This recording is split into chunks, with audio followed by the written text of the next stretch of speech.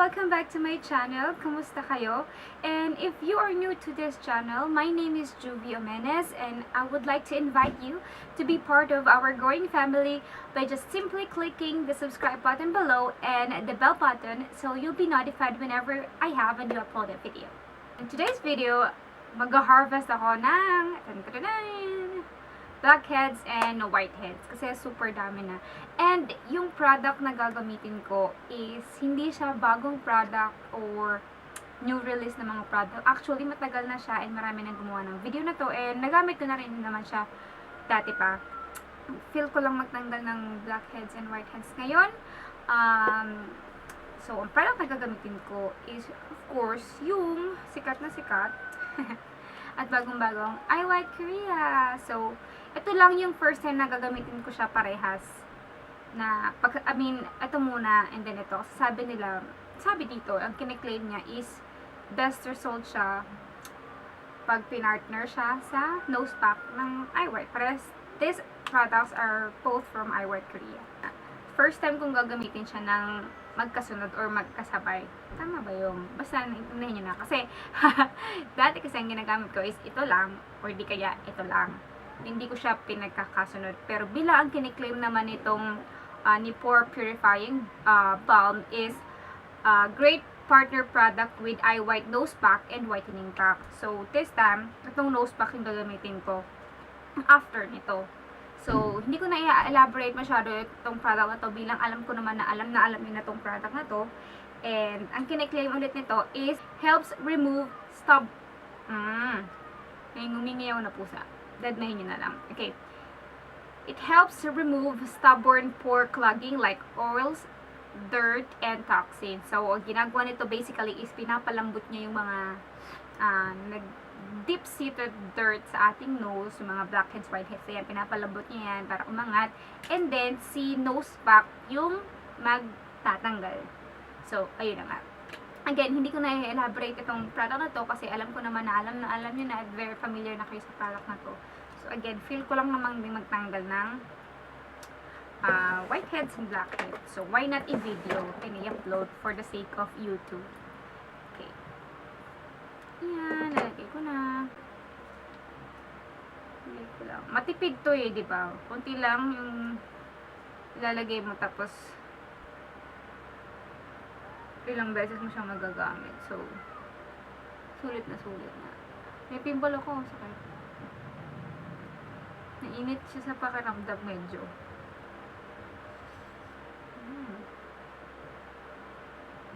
So, i-massage na lang. Ganyan.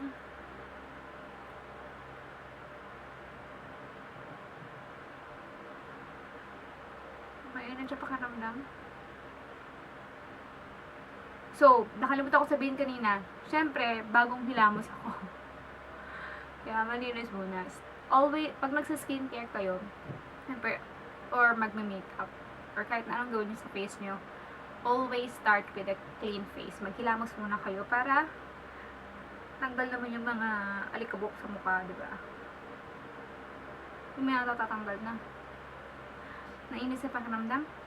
Ayun, parang ako na wet tissue.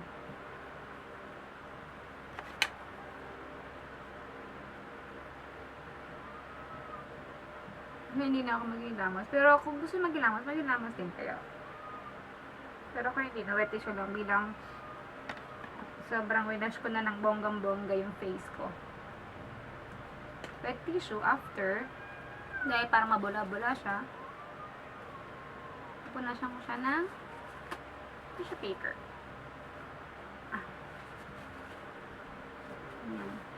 Ito, di ba, pwede din siya ilagay sa T-zone or sa mga affected area. Pero in my case kasi, sa ilong lang talaga ako maraming blackheads. So, ayan.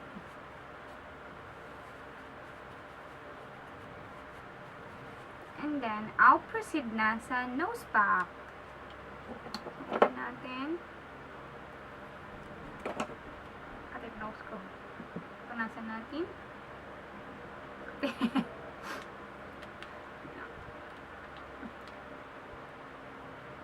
Lagay ko lang siya sa aking nose. Lagay ko lang.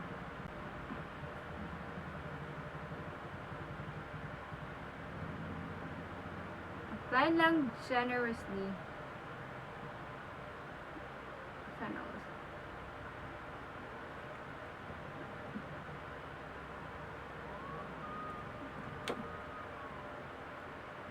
Dahil malaki yung ilong ko, tsaka maraming blackheads, dagdagan pa natin.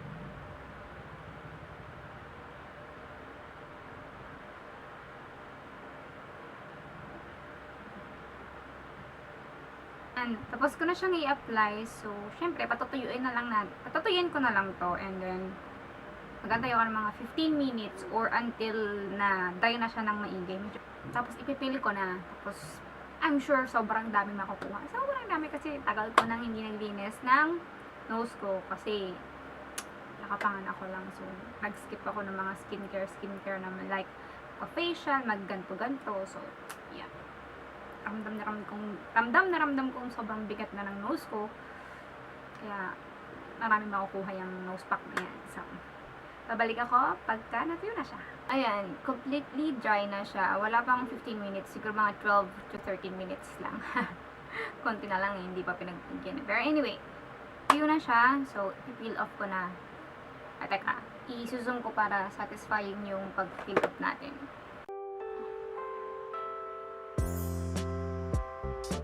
Ayun, tanggal.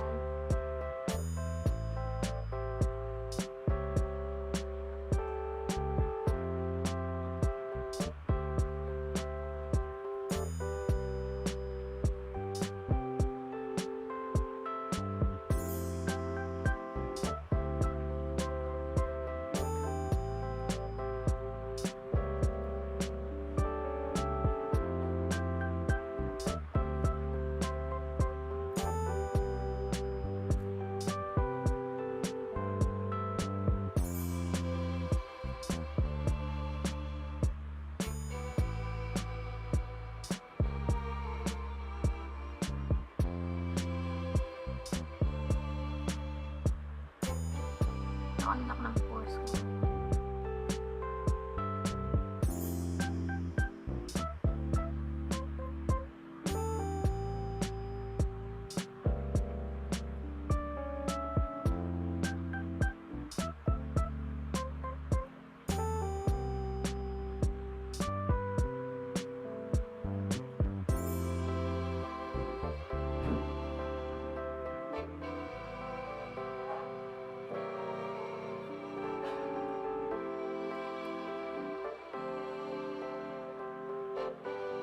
Yuck, naiwan.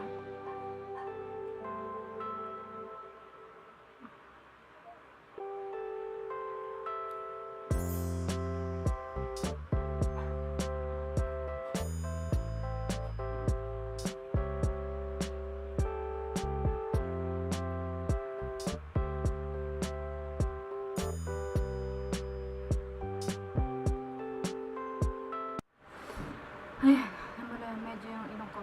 So, sa laki ng ilong ko at sa dami at tigas ng mga blackheads and whiteheads ko, hindi siya masyadong kinaya ni Eye White Korea, nose pack Eye White Korea. Pero kasi manipis kasi yung lagay ko palagi. Laging ganun na manipis ang lagay. Pero don't you worry my friend. Meron tayo nito. Tada! Ay, hindi masum. Ayan. Meron tayo yung ang tawag dito. Yung naka-curve na tweezer tsaka tong pangtanggal. So, meron ako niyan lagi. So, dapat bago gamitin to, dapat malinis. So, na-wash ko siya ng Joy Antibac. Tapos, sinabandihan ng tubig. Tapos, nilalagyan ng alcohol. Tapos, magtatanggal na ako ng mga residue or tira-tira. Pero, ang the good thing, ang maganda, pag gumamit ako ng Eye White Korea bago maglinis gamit itong mga tools na to, is malambot na yung blackheads. Tapos, medyo nakaangat na siya. Kaya, madali ko nang makita. Ginagawa ko dito, medyo pinupush ko siya ng konti. Tapos, nihila ko na siyang ganyan. Madali na lang. Ganyan na lang ako ng ganyan. Kahit di ko na siya masyado nakikita. May nakukuha ako. Right. So, yan. Ganyan. Ganyan lang ako ng ganyan. Tapos may mga nakukuha na. Ang hirap kasi mag-zoom nito sa camera na to eh. Nagalit sa camera eh. So, anyway, ganyan lang siya. Ayan. Nakakadiri, nakakapanggigil itong mga blackheads nito. Ano ba? Para makita niyo. See? Malambot na siya. Madali na siyang harvesting.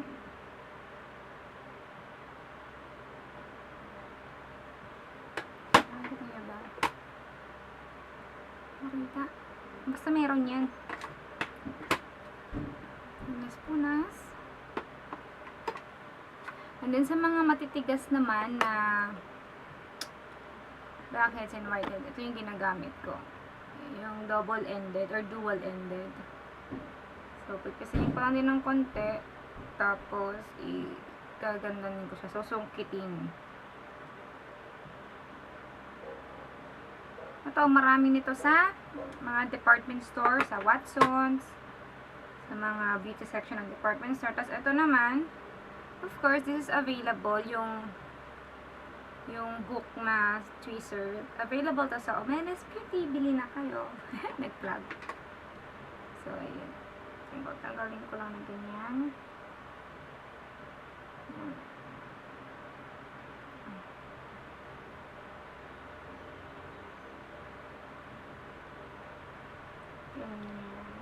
So, babalik ako mamaya, mag-harvest lang ako.